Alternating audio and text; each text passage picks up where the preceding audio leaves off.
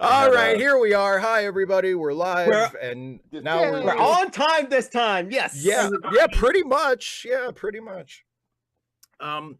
So, hi, everybody. It's our monthly hangout with me and a bunch of my Patreon patrons and channel members. And congratulations to 300,000 subscribers on YouTube. That's amazing. Nice. Thank you. I appreciate that. Yeah. Couldn't have done it without you.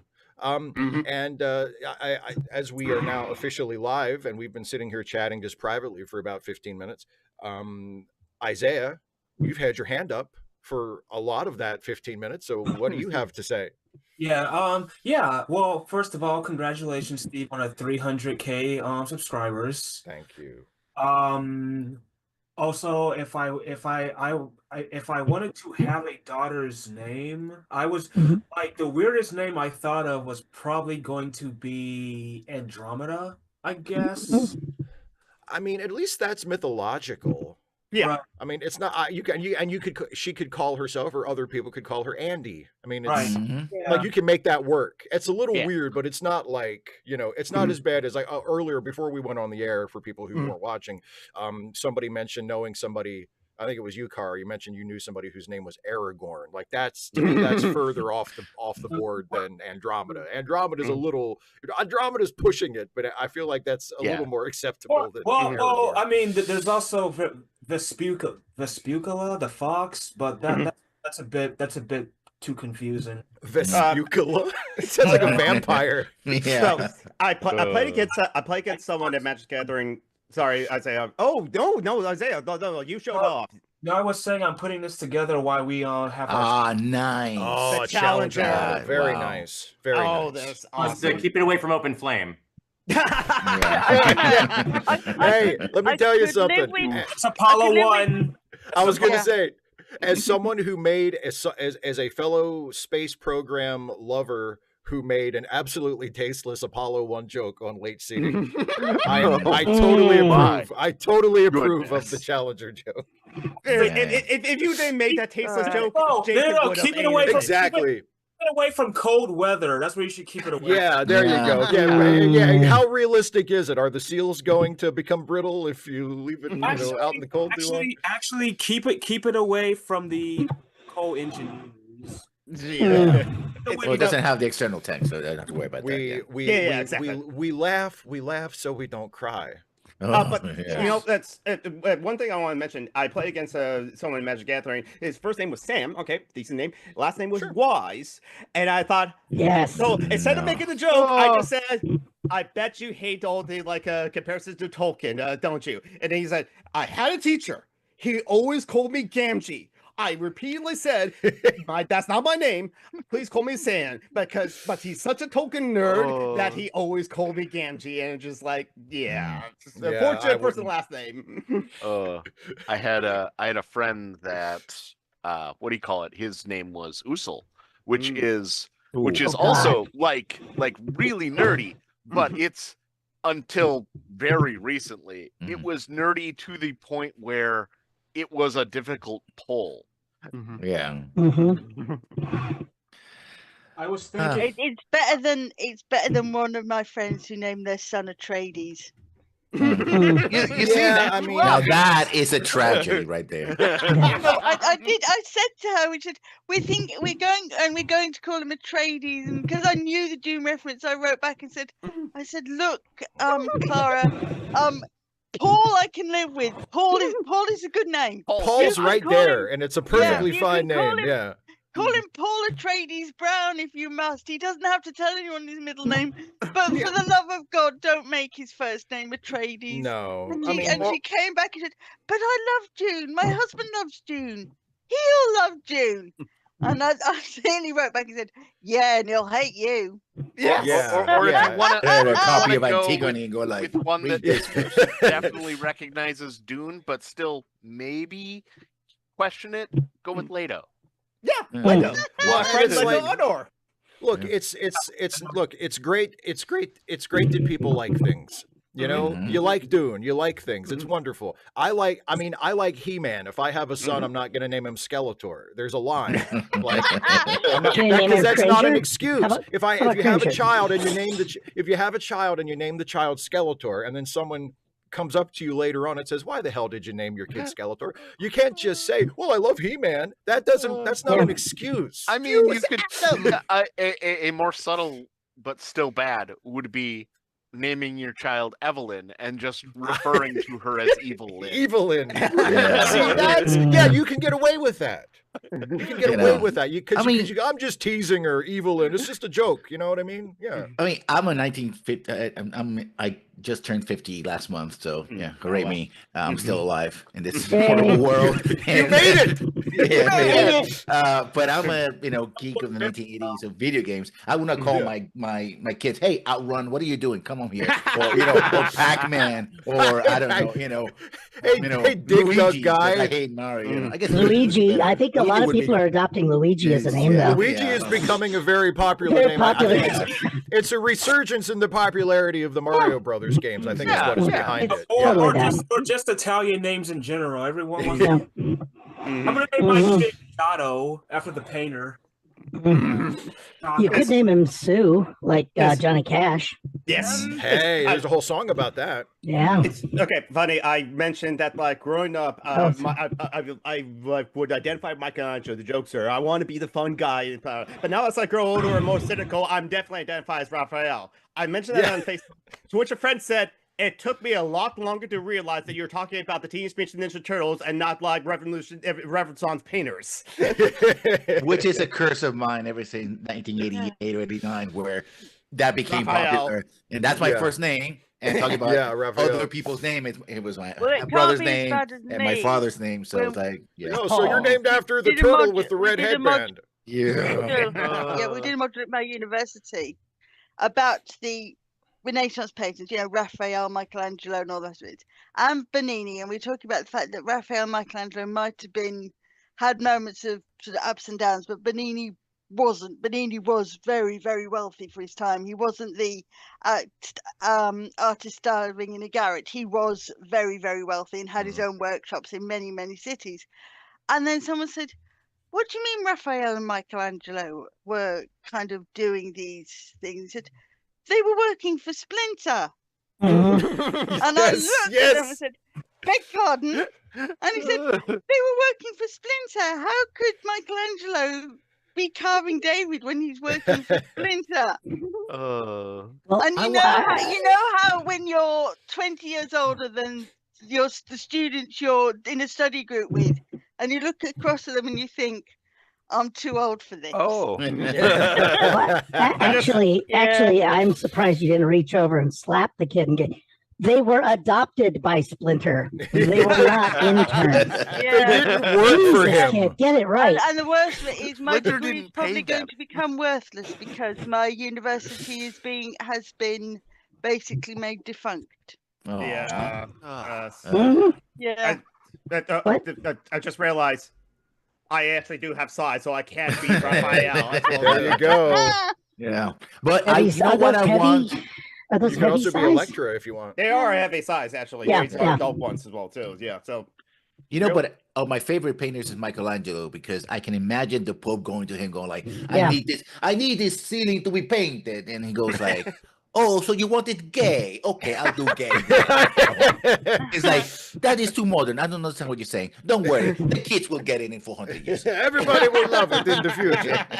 Literally, that's what they said. They said, "You like to paint dicks," and he's like, "Nah, dude, I'm not gonna paint any dicks on your ceiling." And he went, "Fuck this shit, I'm painting dicks on your ceiling." Let's see him stop me painting dicks. So I mean, it was. I've been to the Sistine Chapel. It was nice, but like, it was underwhelming. Yeah. I was underwhelmed by the Sistine Chapel. I expected to be overwhelmed, and I was kind of like, "Oh, that's fair." It's a dick. It's like there's lots of dicks. I mean, it is. It's like you lived out the Lonely Island song, the Mona Lisa. That's true. That's very true. Such a brilliant song. It's just all about how unimpressed by art he is. A lot of impressive art in Italy, that I was not impressed with. Because I had that phenomenon. I went to the Louvre, right, and you're watching all the paintings and the statues, and then it's like, oh, this is Mona Lisa, and I was here, and it's a huge room, huge wall, and the Mona Lisa is tiny. So in order for you to actually see it, you have to get very close. But of course, you're not allowed to do that because you probably get beaten to death by the French guards. Because people keep stealing it. People keep stealing it. So eventually the French were just like, you can get this close. Yeah. That's as far as you can get. I tell you what I did see in the Louvre, and I've never been able to spot it since. I was walking around and there was this cutesy little Mona Lisa. I thought, oh God. And by this time, my husband had taken me because my wheelchair accessibility had got really bad. So he went across on the ferry. So he takes me to the Louvre and we go.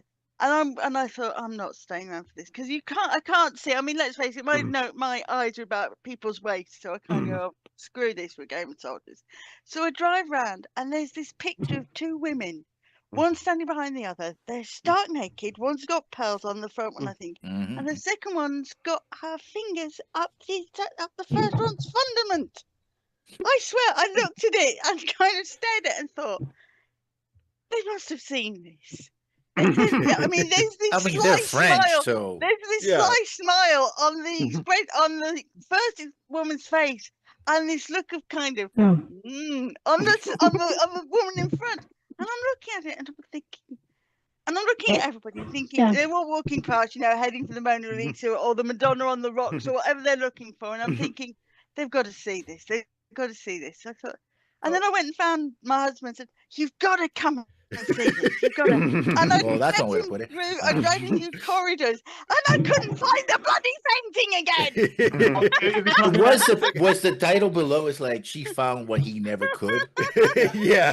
I was so shocked by the painting that I don't think I looked for a title. It was titled The Roommates. Well, like underwhelming. You want to talk underwhelming? Like I went to see when I first moved to the Buffalo area. I went to see Niagara Falls, and we went to the Canadian side because the view is better. And actually, it's funny because people say the Canadian Falls are better. It's not. It's the view from the Canadian side is better. You can't really see much from the American side.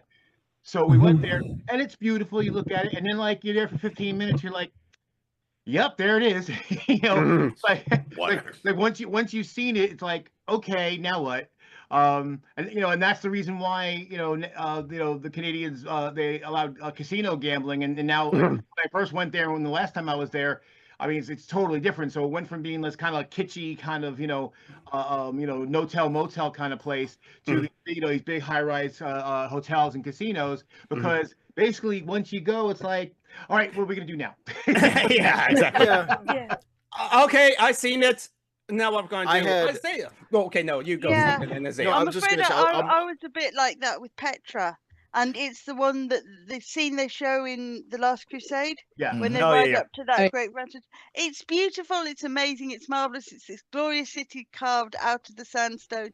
You go inside and you see these beautiful vistas, and then you kind of go, okay, seen it. Well, can we go for hot dogs? Yeah. That's why I can't be. That's why I can't be bothered to go to the Grand Canyon. And when we were in the south of England, and we were like 15 miles from Stonehenge, and I was like, I've seen all the pictures, and plus the fact you can't get that close anymore. No, like, what's the point? I'm gonna get as close, and I'll take a picture, and like I think it's off the M4, right? I think it's right off the M4. And you can see it from the road. They built the turf back so that the road no longer kind of goes to Stonehenge. It just goes past Stonehenge. Yeah. It's like I mean, I've seen the Grand Canyon, and it was possibly the only. Can you call it a monument? No, I don't think you can. It's a natural phenomenon. A natural. But and it was possibly the only time I stopped chatting in the entire trip we went to the USA. Wow. Because I'm a talker in the car. So it must have been impressive. Just in the car? It must have been impressive. Got out the car. You were gobsmacked. Yeah. I got to the and everybody the rail. And everybody who was with you was like, let's just enjoy this moment. We don't know how long it'll last, but let's just savor this. And everyone took a breath, and I was silent for about 5 minutes. 5 full minutes I stared at this and kind of, oh my God, You know. Our mum said it was one of the best moments of her life to finally find something that shut me up.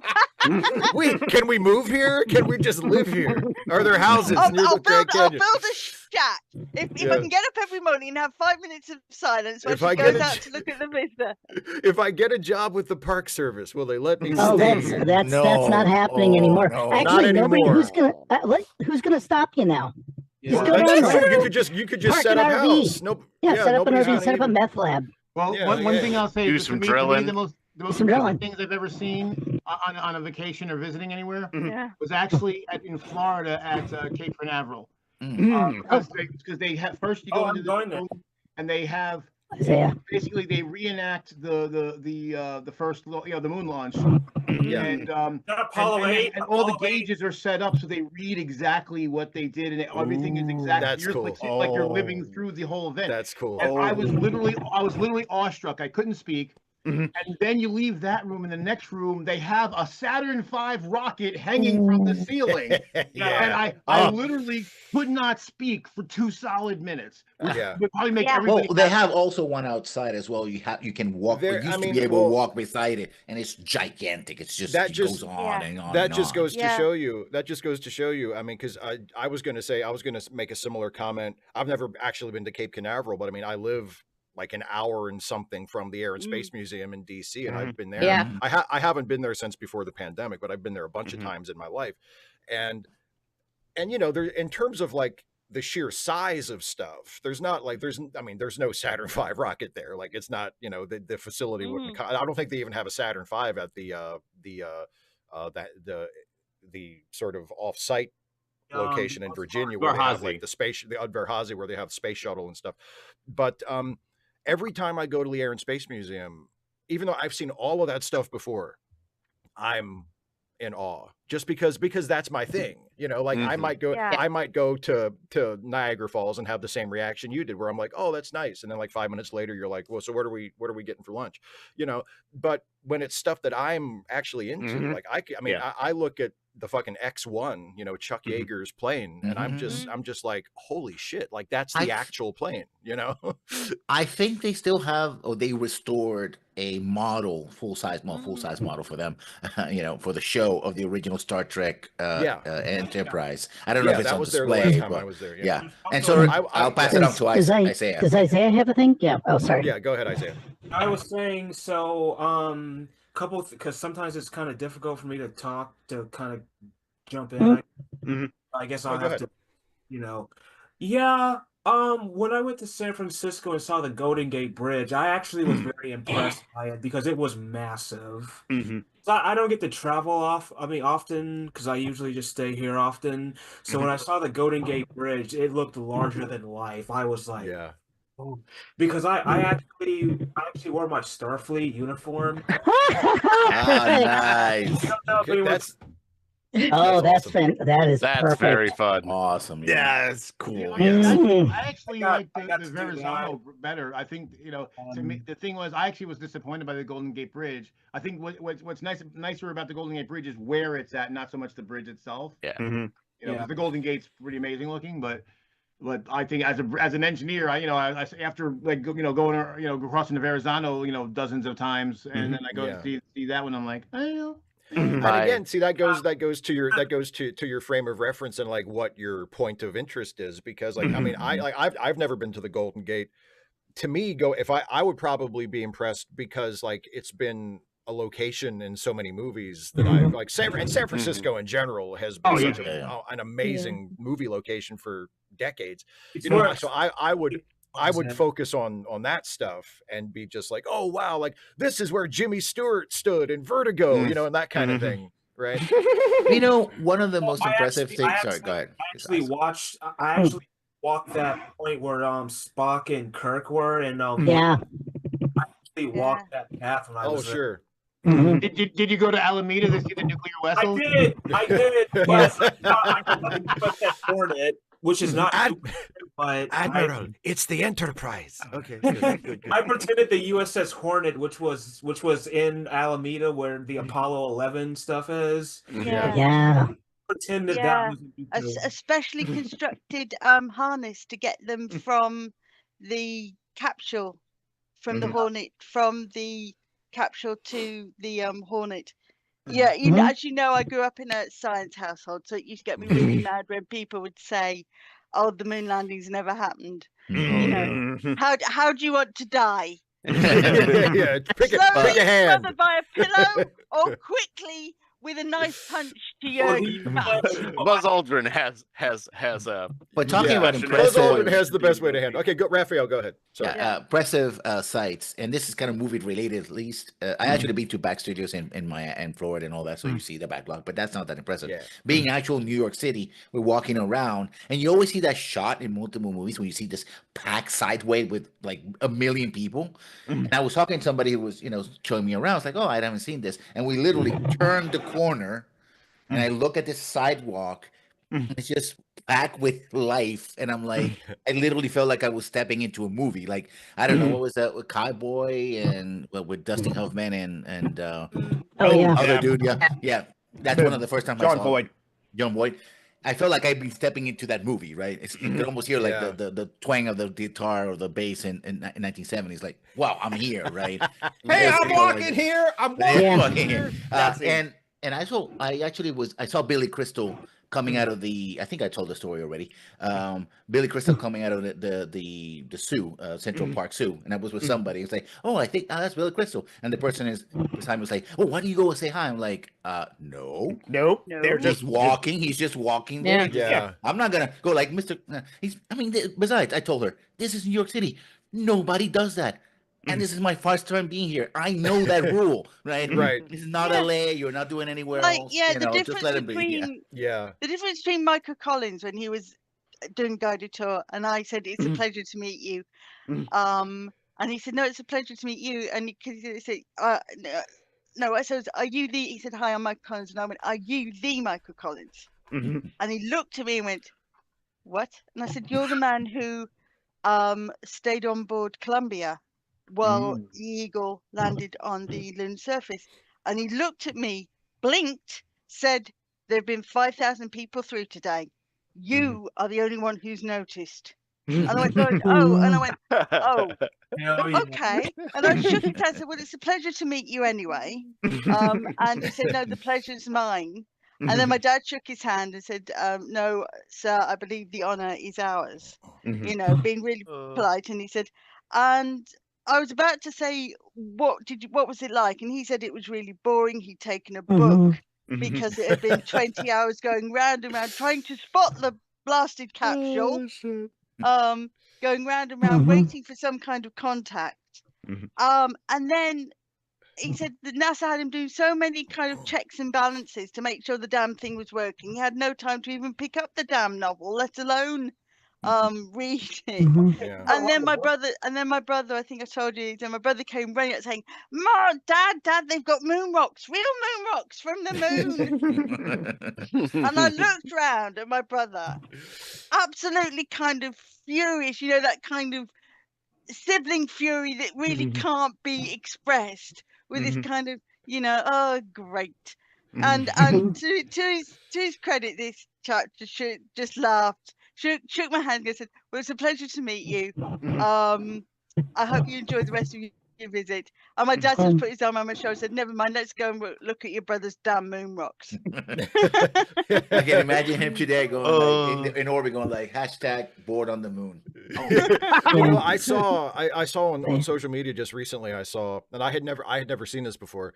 It's always neat when you discover something new from something that you've been learning about your whole life. But it was a picture of the inside of the Columbia, the command module for Apollo 11, and it was a note that Michael Collins had written on the side, like on the interior, on the inner hull of the cockpit, and it was just like a little note of farewell to the ship. The Columbia command module Apollo 11 and the date, and carried human beings to the moon and back, and just something just very modest and just a mark of appreciation of an astronaut for his ship. And there was something about that just really hit me. It's like, can you imagine you've just you know, and apparently he wrote it like after splashdown, like right before they got on, they were taken away, right? And so can you imagine, you've just flown this ship from the Earth to the moon and back, and you're about to leave it for the last time, you know, and like what like what would that feel like? You know, here's this ship that has carried you safely as far from home as anybody has ever flown and back, and now you're leaving it for the last time, and you've only been in it for like a week. It's not like you've been on this ship for 20 years. Like it's been like a few days, but you've had this profound experience, and now you're leaving it. Like, what would that feel like? It was really something. From Earth to the moon, and then I just had to just impulsively just flash my phone. I have that exact thing. I have that exact DVD set on my shelf. Oh, that's beautiful. I love From the Earth to the Moon. It's one of my favorite things ever. You know, it is very like rah America, but you know, if you take away from that, it's really good, and I really love the music. Dun, dun, dun, dun, dun, dun, dun. And I love the Apollo 13 episode, because they had already done Apollo 13 as a movie that focused on the actual mission. So for the Apollo 13 episode of From the Earth to the Moon, they made it all about what was happening on the ground at the time, which I thought was just wonderful. Yeah. Well, you know, sorry. Go. No, let's serious. Wait.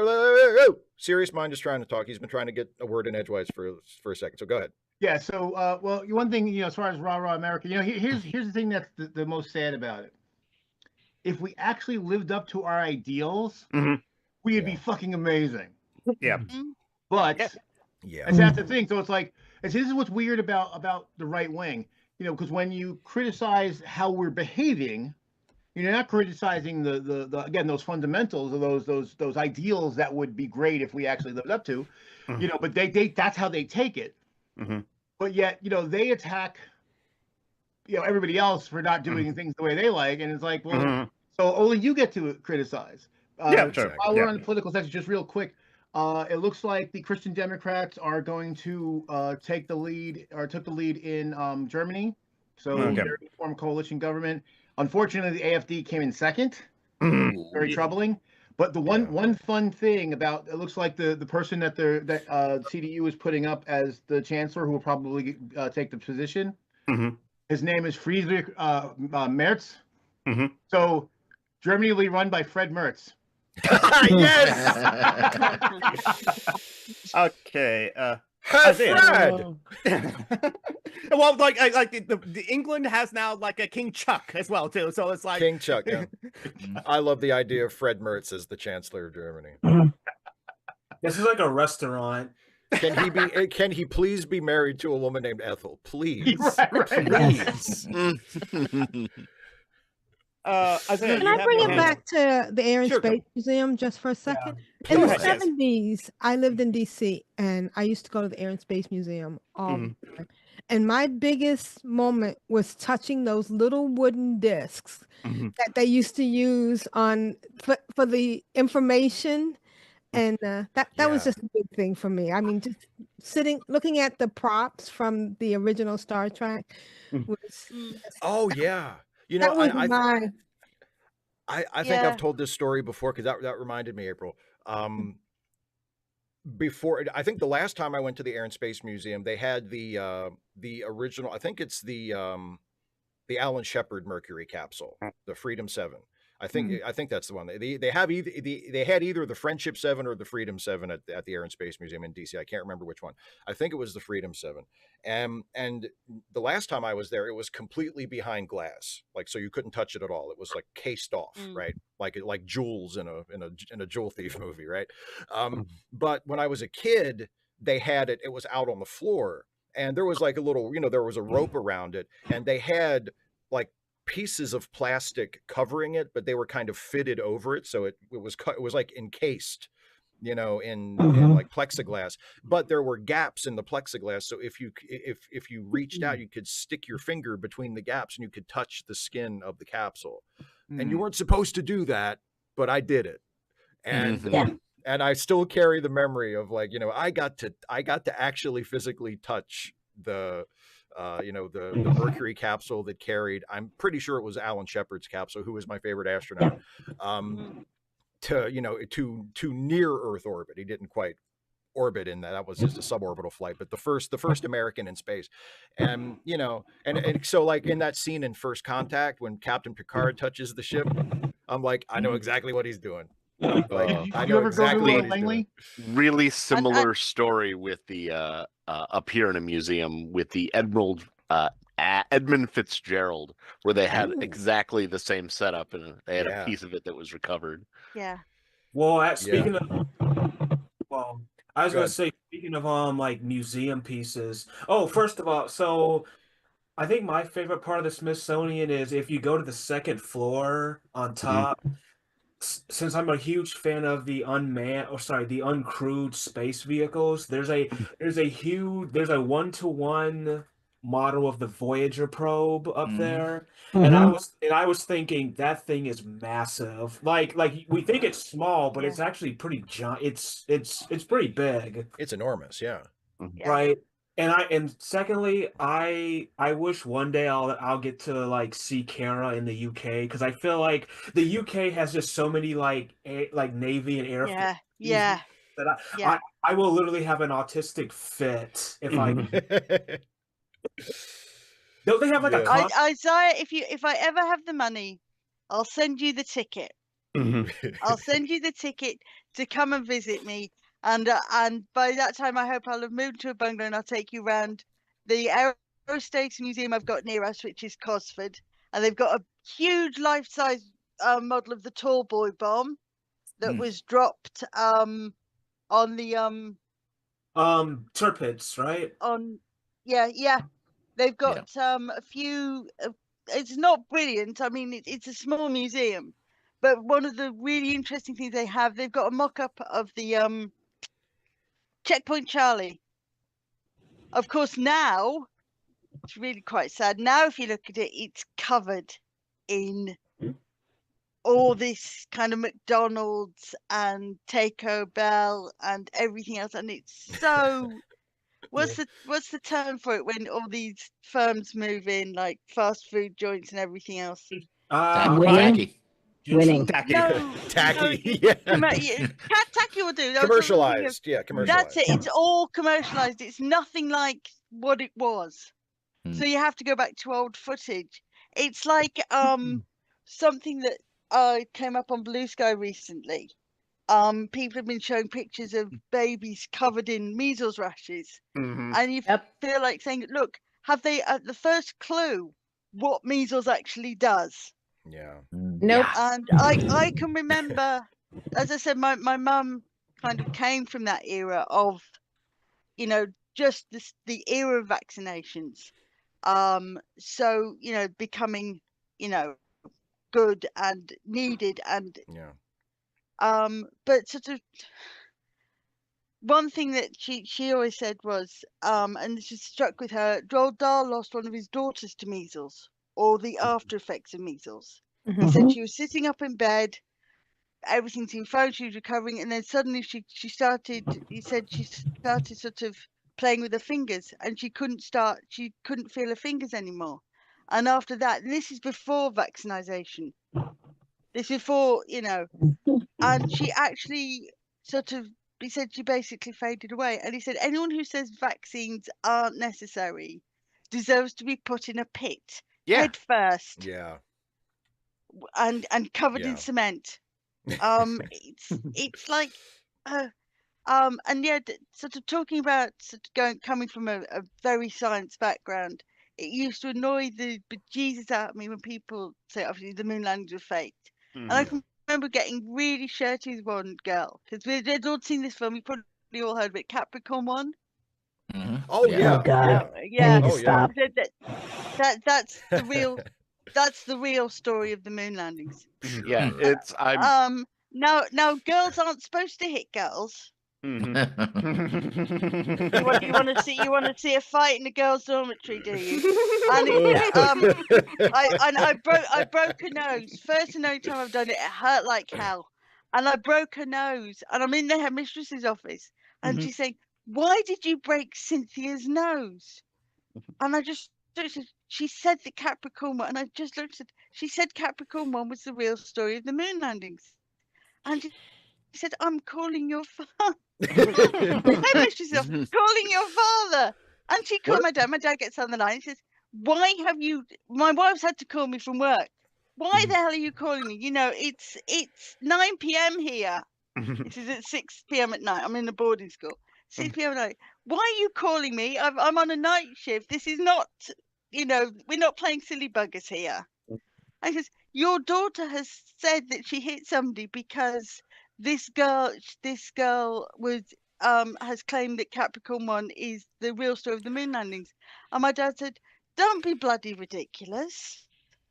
It's a story. It's a movie. And the headmistress kind of sputtered, said, but the moon landings are debated. And he said, no, they're bloody not. No. He said, I worked on the science. He said, I wasn't involved in the moon landings, but I worked on the bloody science that made the moon landings possible.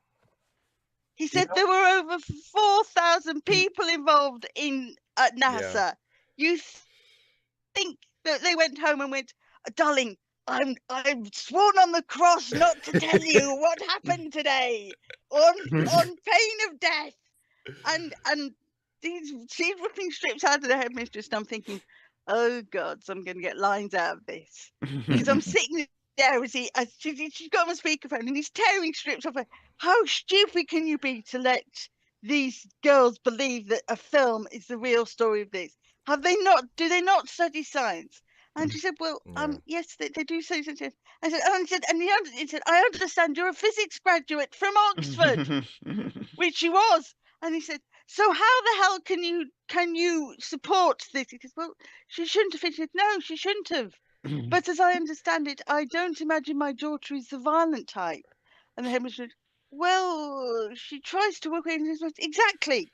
So this girl must have provoked her. And I mean, and I'm sitting trying to get smaller in my seat, you know. And eventually he goes, well, Mr. Parsons, because that was my main name, Mr. Parsons, I can see this is a discussion we'll have to have when you return to the United Kingdom to pick your daughter up. And my husband goes, my father goes, if your treatment of her doesn't stop, we'll be removing her from your establishment. Click. Yeah. And I thought, oh God, I'm gonna die. I'm gonna die. And she took one look at me and said, just go. Just go. You're banned from the main common room for a week. Just go. It was the TV room. But of course I could go to the junior one or even the midterms one if I fancied. It wasn't like it was a major kind of, oh my God, the world is going to end if you can't get to watch your own TV program. Right. So just go. Slap on the wrist.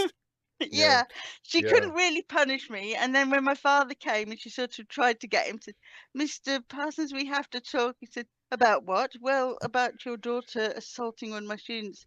And my dad said, you mean the troublemaker? You mean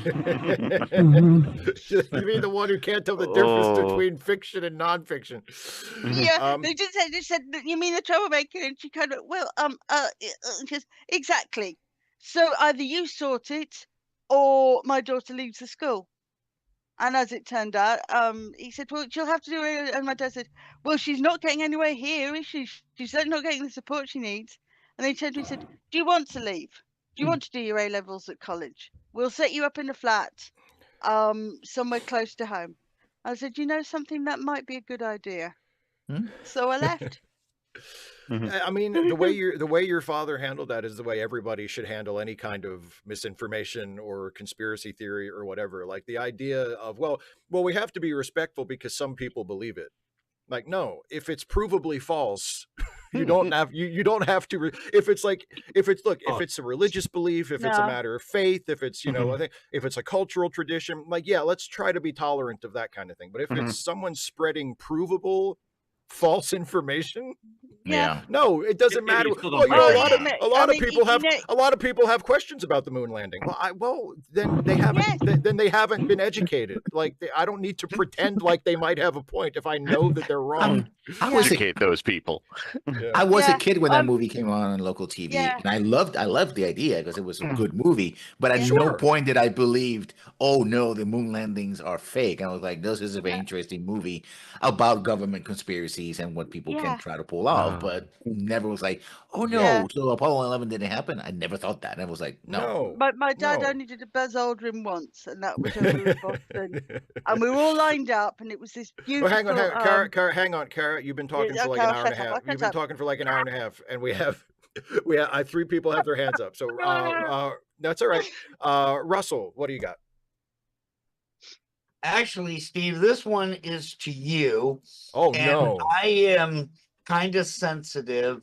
Okay. When it comes to talking DS9, because I know Dana's rewatching it for the first time. She'll forget but she's if not she sees here. this. She'll completely. Yeah, she's not here, and if she's watching, she'll forget anything you say. Okay. But you did a video recently, and I didn't know if it was appropriate to comment on it, but I'm going to just mention it in here. Go ahead. When you mentioned Worf and Jadzia, keep in mind, Worf got married to Deanna Troi in an alternate timeline. He did. She died. He got married to Pilar. She died. He got married to Jadzia. She died. Worf doesn't exactly have any luck with women. No. I'm sorry, guys. Worf is a black widower. Do you know who he is? And Russell, you'll appreciate this. He's a Sipowicz. Oh wow! Because he's a Sipowicz. Don't get close to Worf. If you get close to Worf, you're gonna just. Is that a Grimm reference? The NYPD Blue. NYPD Blue. Oh, okay. Let's see. Bobby Simone, Sylvia, Danny. All the actors that wanted to leave the show. All the actors that wanted to leave the show. They all played characters that were close to Sipowicz, and they all got killed off. Yeah, and Deanna and Tashia, she wasn't. They were friends. She wasn't physically involved with him, but they were friends. They were and friends. His brother got his mind wiped. That's true. Oh my God! Yeah, and his parents, right? Like his biological parents, they were killed when he was a kid. Yeah. Great stuff didn't happen to his son. Yeah, exactly. Like, man, don't just keep away from Worf. Just keep away from him. Oh my God. I can see him in 10 Forward saying, "Oh, I have such bad luck. All my ex-girlfriends are dead," and kind of going like, "I see a pattern here, and the common denominator is you." And it's like, and with the girlfriend, like we don't know, like they never said like how Deanna died in that alternate timeline, but with Kalar and Jadzia, they both got murdered. They didn't just like die in like an accident or of old age or get sick. Like they got fucking murdered. So it's not just that, like, man, if you fall in love with Worf, you're gonna get murdered. Not by him, by somebody else, but you're gonna get murdered. Julian, your hand's been up. Go for it. Oh yeah, sorry. It occurred to me that this might be an opportunity to shamelessly plug something that seems like this group might be interested in, which is my friend Noah Kunin and I just launched a podcast called Watch Cats that's focused on Doge and what it's doing to the federal government. We got 2 episodes up so far. An interview with Mikey Dickerson, the former head of the U.S. Digital Services, which is where they put Doge, and with political scientist Henry Farrell. And then next week we're going to have an interview with cybersecurity expert Tara Wheeler talking about the cybersecurity risks inherent in the kind of stuff Doge is doing. And then an interview with Kate Conger and Ryan Mack, who are the authors, the New York Times reporters who wrote a book called Character Limit about how Elon Musk destroyed Twitter and how he's kind of rerunning the Twitter playbook at Doge. And then fingers crossed, we're working on getting interviews with some of the attorneys general who are suing Doge. So that's called Watch Cats. You can go to watchcats.fm or basically wherever podcasts are, you can find it. So Watch Cats. Watchcats.transistor.fm. That sounds like that is going to be an incredibly useful and important resource. Unfortunately. Unfortunately, yeah. Given the shitty times that we live in, but yeah, that's awesome. Well, they do say old Chinese curse, may you live in interesting times. Oh God. Yeah. I did notice behind Julian the prisoner poster, which kind of fits when he was talking about the stack of books and prisoner. So this is who Julian really is. I see. I see. A man of culture and taste. Yes, a man of taste. Yeah. Julian, I put the link to your watchcats .transistor.fn into the live chat, and I'm also going to save it into like a Google Doc I have where I have the rest of the plugs as well too. Yes. Like, everybody check it out. Oh, look, it's my turn to talk now. Excellent. Go for it. Worked perfect like that. So, like, that I am broke. Pretty much. I have no more money. And I charge up my credit cards to the maximum amount that I can charge them up to, and barring all my future like transactions that like are going to be hit my charges until like Friday when I get paid as well too. So we all know the song and dance. I hate that it's a song and dance, but like give money to like my friends. I'm gonna put all the links to like Phoenix and to like everyone, but like especially like Joanna Roberts right now. She would be like the second like group of links as well too, because like something hit her like a bank account yesterday. I gave her my last $50 that I could like afford to, and so like she needs like money because like she always needs money, and it's the end of the month as well too. The end of the month most is always like affecting her the like most. If she doesn't have like money in order to like get food and stuff like that, she doesn't eat, and her transcendent son doesn't eat as well too. So it's just like if you're in the position to be able to give her money, please do, and if you're want to and you're in a position to do so regularly, please do so. But also to like everyone as well too, don't think that like, oh, I only have like $5 to like give and stuff like that. No, that can still help out, because like 20 people get $5, that's $100 right there, and that's the good amount to like get groceries for her as well too. And like there we go. So now Joe McClure, your hand is up next, so like let's go to you.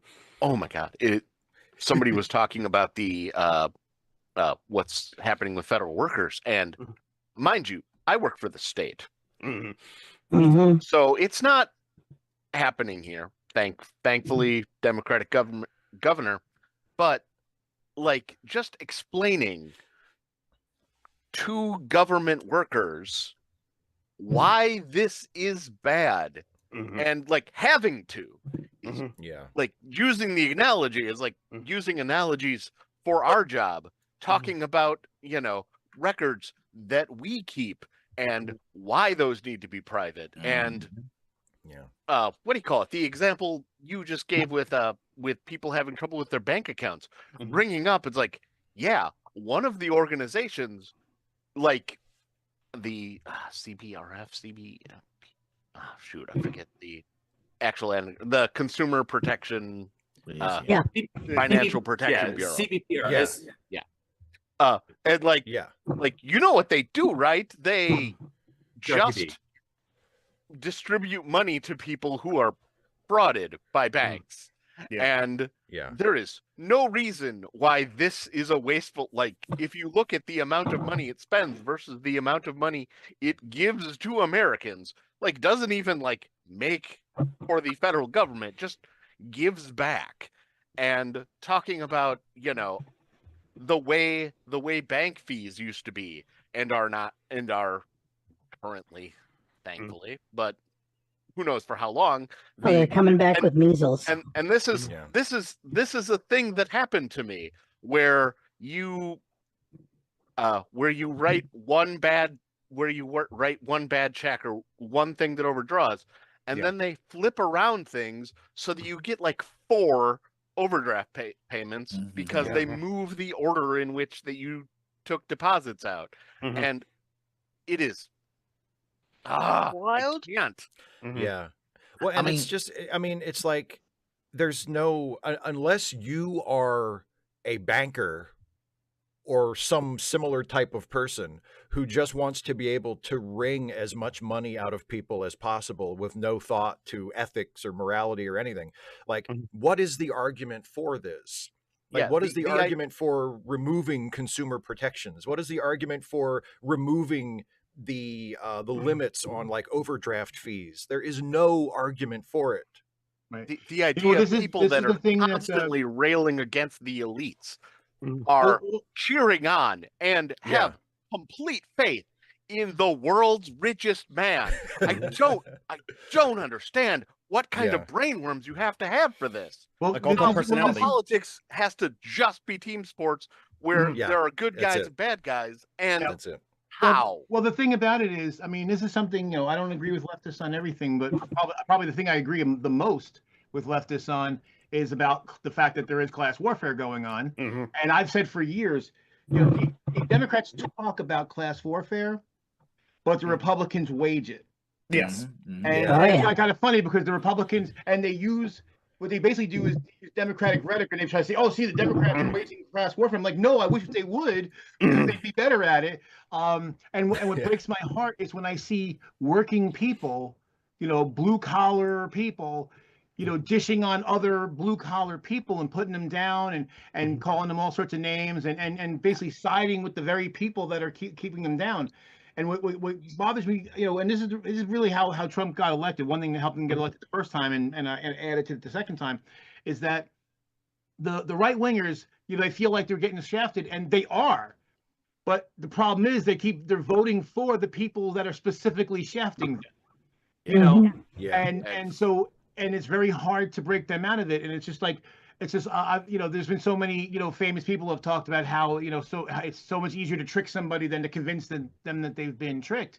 And I think a big part of it, because one friend of mine recently, we were talking about it, and they're like, well, why is it so tough? And I said, well, if you make it your identity, you talk about team sports, you make it your identity that I'm here and I, believe these things, to then realize that those things are wrong.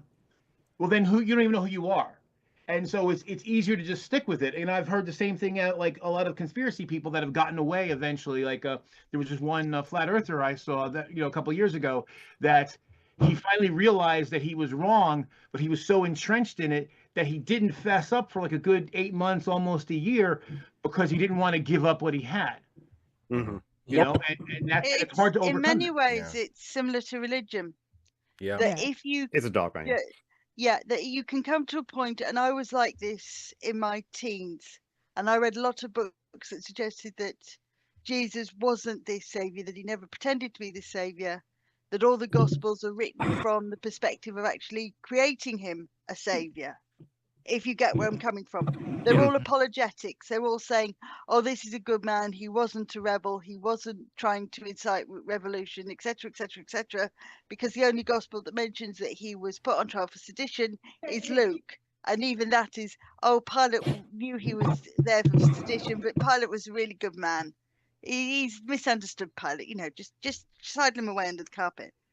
But it wasn't until my early 20s when I looked back and thought, hang on, what they're saying is blatantly untrue, and what I'm believing about religion is blatantly untrue. And it's quite a culture shock. It's quite a sort of, oh, bloody hell, I've been lied to.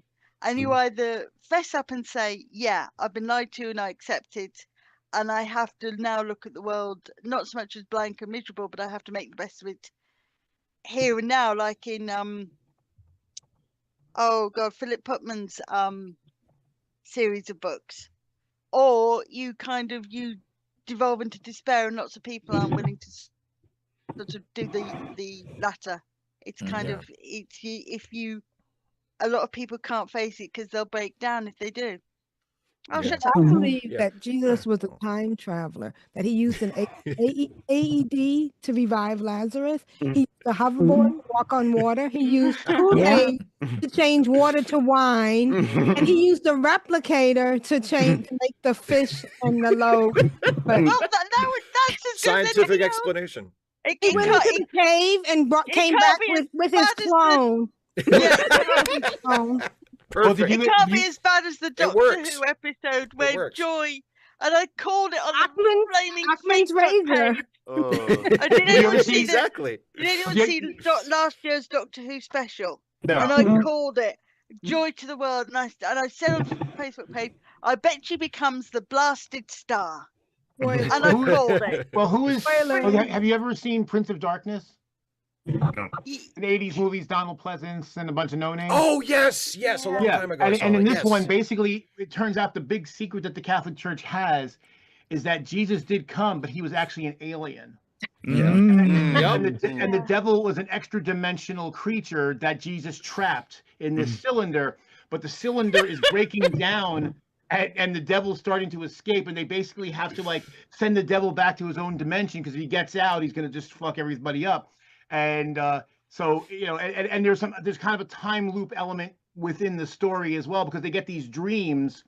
And you find out at the end that the dreams were coming from the future, and that one. I won't reveal the big reveal at the end. Has anyone read the story? Yeah, has anyone read the story about the man who he's desperate and alone, and he ends up in a monastery, and the abbot says, "I've got to leave you here in a room," and there's this staff across the door, and he says, "Whatever you hear from inside that room," it's the Twilight Zone episode. Yeah, whatever you hear from inside that, whatever you hear from inside the Howling Man. Do not remove the staff. It doesn't matter what you hear. Don't remove the staff. So he's sitting there waiting for the abbot to come back with warm clothes or food, and here's this, "Please help me. They've held me trapped for 100,000 years. Yada yada yada." So eventually, unable to bear the pleading, he releases the staff. The abbot comes back and says, "What have you done?" He said, "I let the poor guy out." He said, "No, you let the devil out." Yeah. And there's this, they let the devil out, and he's been free ever since. I love that. I love the when in the Twilight Zone they give it the little twist ending where the guy who let the devil out has been telling the story like from the future. Yeah. And then the ending is he says, "It's taken me, 30 years, but eventually I found him and I trapped him again. And he's behind this door right here. And whatever you do, don't let him out. I've got to go out to get some eggs or something." Like there's some reason why he has to leave. And he leaves the person he's been telling the story like in charge of the, and the person who has just heard him tell this whole story immediately, as soon as he's gone, lets the guy out again. It's like, what were you not listening? Well, I mean, wouldn't you assume that person was insane and had trapped some motherfucker in the closet? I know, but it's just I mean, it's one of those, like, some of my favorite Twilight Zones are the ones where you can tell that Rod Serling was just in a really bad mood when he wrote it, because they're so cynical, and they're so like, mankind sucks, and that's just all there is to it. And that's one of those where it's like, we trapped the devil, we can have world peace, we can have brotherhood and humanity, and we let him out. We're idiots. Yep. We had him and we let him out again. Fuck us, I guess. We're almost down to the end of the show, and Isaiah and Raphael have hands up. So Isaiah, go for it. Well, first of all, I want to ask Jillian, what mug was his girlfriend? What mug was that? Because it looked like an Apollo 13 thing. No, this is the local classical station, WETA. Oh, okay. Oh, nice. I'm just so familiar with that font of writing from that movie that I thought he had an actual Apollo 13 mug. Also, lastly, I guess referring to Joe's point about how do these people vote like this? I mean, so Lyndon Johnson, as someone who lives in Florida and lives kind of like, as Lyndon Johnson once said, if you can convince the lowest white person that they're better than the lowest black person, you can always pick their pockets. Yeah. And, like. Oh wait, that's not the intellectually. I understand it. Let him finish the quote. People have. Let him finish the quote. I don't know the rest of the quote. Basically, people would rather basically that if you can show him that he's better off than the best black man, he'll help you pick his pockets for you.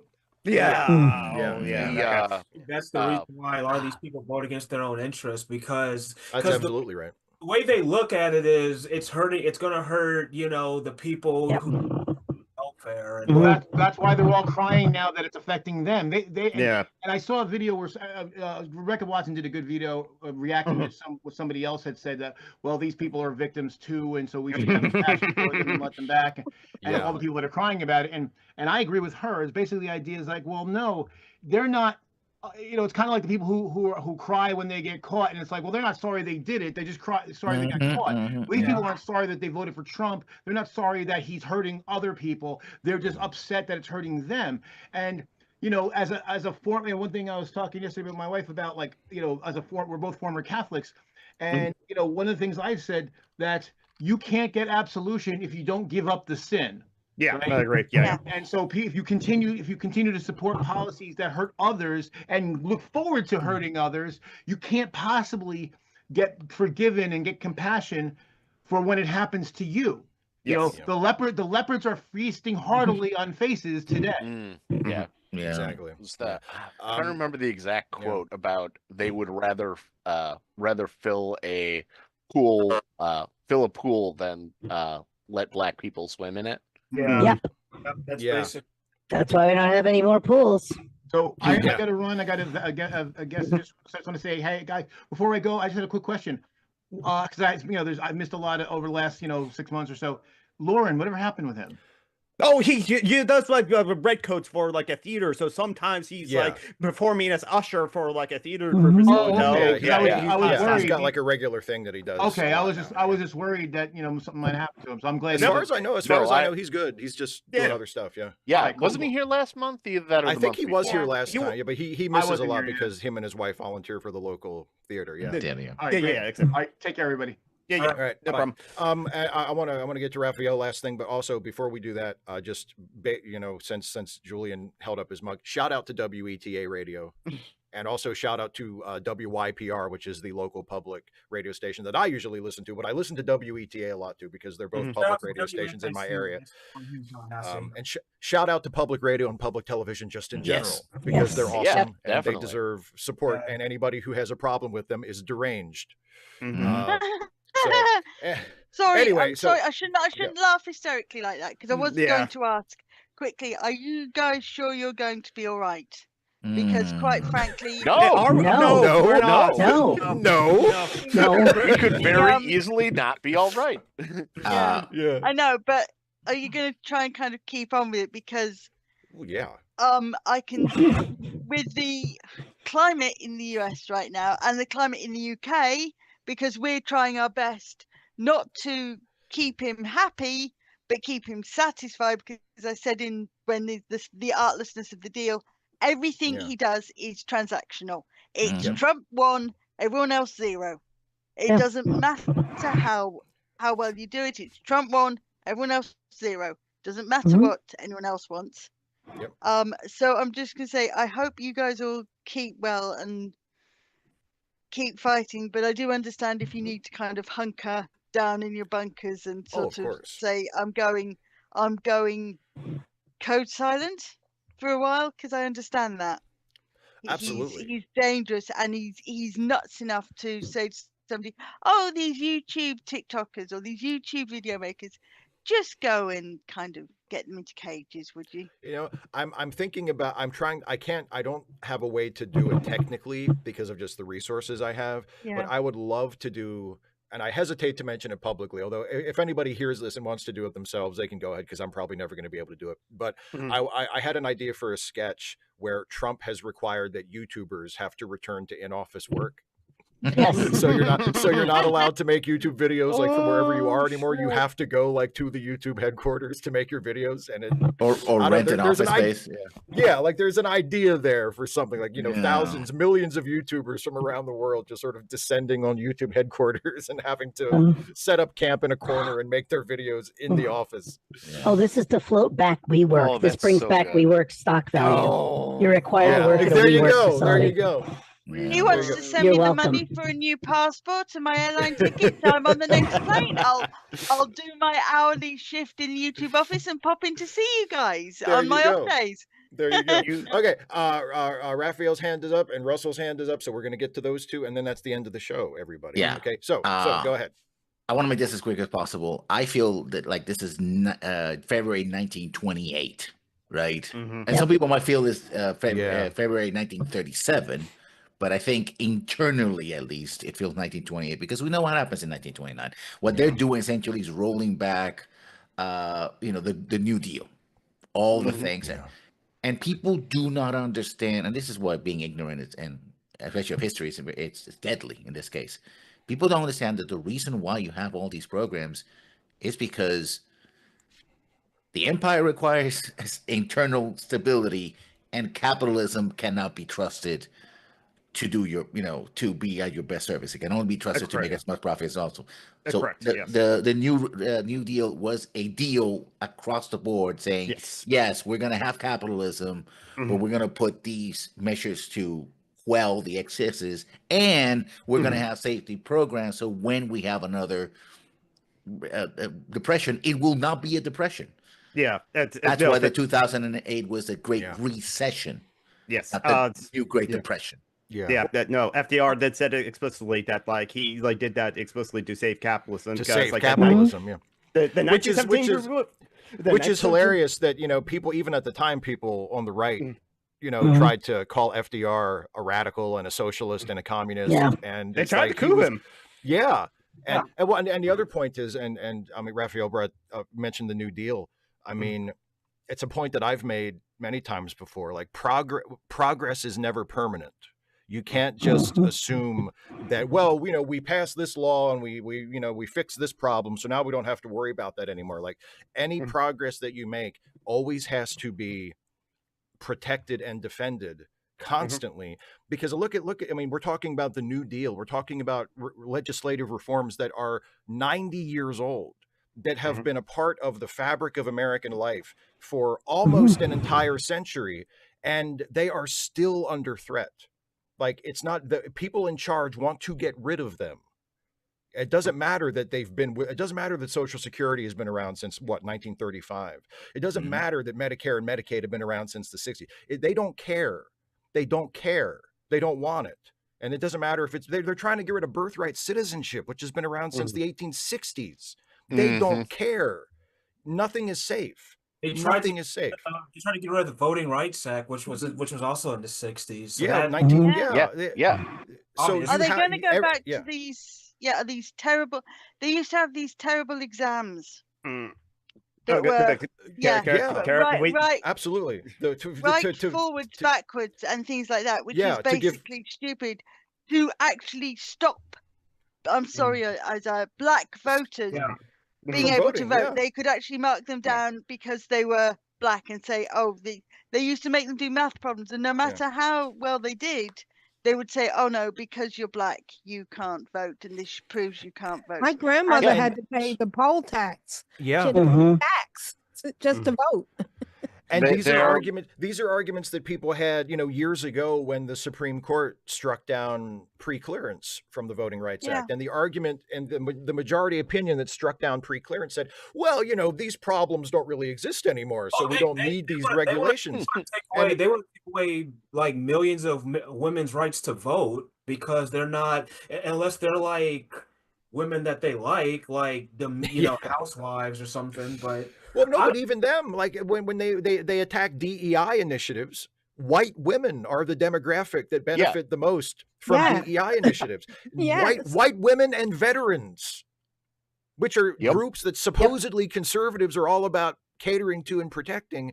The DEI doesn't. They make DEI as like, well, it's all about, you know, black people and trans people. Well, like, they say DEI because they can't say the N word. They can't say the N word. But I mean, DEI programs are about making sure that people who have been disadvantaged get a more equal opportunity. And yes, it includes people of color, and yes, it includes different people of ethnicities and you know, cultural backgrounds that have traditionally been discriminated against, but it also includes women, it also includes veterans, it also includes poor people, basically anybody disabled people, anybody who is or is part of a group that has been disadvantaged is included in it. And a lot of those groups are people that Republicans want to vote for them. It's not, they try to make it so it's all about immigrants and black people and trans people. No, it's about anybody who faces an unfair disadvantage and trying to even the playing field a little bit. I'm gonna be honest. I feel like in a couple years, I'm gonna probably either get arrested or murdered because I'm not gonna let them tell me that I can't vote or they want me to pay that's not gonna happen. So I feel like in a few years, I'm either gonna be arrested or shot or killed. Or you know, maybe just look for a way out of Florida before it comes to that. Well, I'm not saying it's going to be there. It's going to be bad everywhere, but it might be better in certain places than others. You know what I'm saying? Well, if I ever have the money, Isaiah, I'll adopt you. I don't have anywhere else to go. I'll give you the money to get here, and we'll set up the start of getting you adopted as my son. No, it's fine. You go. Guys, I've dealt with I've dealt with shitty stuff all my life. This is like, I've been to juvenile detention, but I'm not a violent. Yeah. Like I've seen this. Like we as people have stopped running from these people because all they're just going to do is just chase us somewhere else. Like as Picard said, when are we going to draw the line and here and here no further? Like I know the line is drawn here. Yeah. What do you call it? I work in involuntary mental health, and I've like seriously had to consider like what do I do if being trans is a mental illness again, and that people are involuntarily committed because they refuse to detransition, and do I leave on moral do I lie in the paperwork to help them get out faster? What do I do? I don't. But if you leave, then the people that are left are the ones exactly like what do you do when you're working for a bad machine? I don't. I'm just glad you guys are rage here. against the machine. I'm just glad you guys are here. That's all I want to say because this is my sanity. You are my Steve. You are my sanity. I just want to say that really quickly. Back at you. Back at you. Believe me. He lightens my whole month.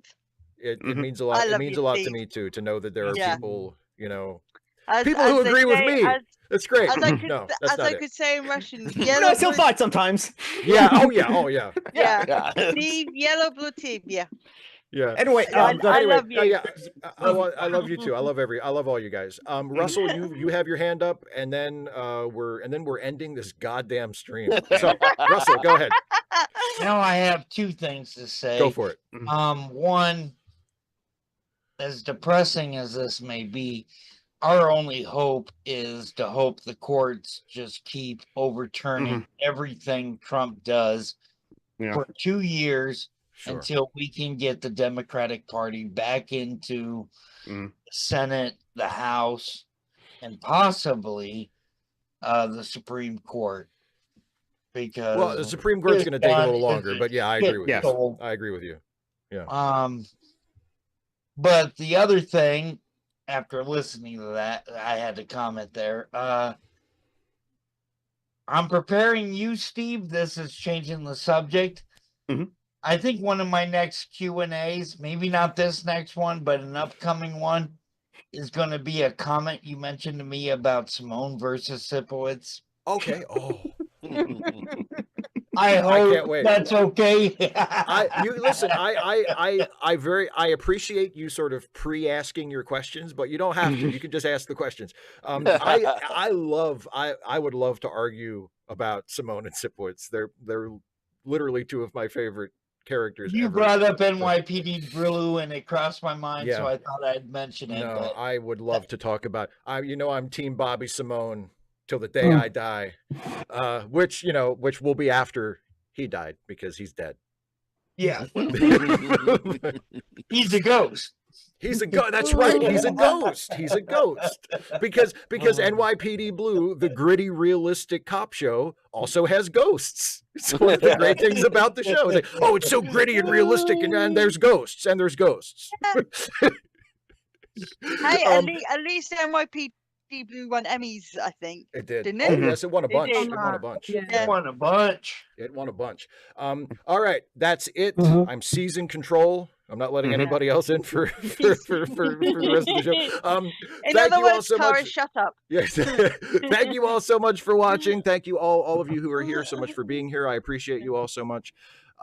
We do this at the end of every month, so we will be back on the last Sunday of March, which there's discussion about it in the live chat. It is the 30th. It is Sunday, March 30th will be the next one. I would bring my helmet, my NASA helmet that I had to that I actually got it cut in half so it can actually open. Oh, helmet like the actual ones they had. So cool. That's cool. Awesome. Isaiah, we want to see you in your NASA uniform. Yeah, buddy. I go to KSC in April, you will. That's awesome. All right. Thanks for watching, everybody. Thanks for being with me, everybody who's been here. Steve. And we'll see you next month. Make Bye, my everybody. day. Have a good one. Bye. Bye, everybody. Bye.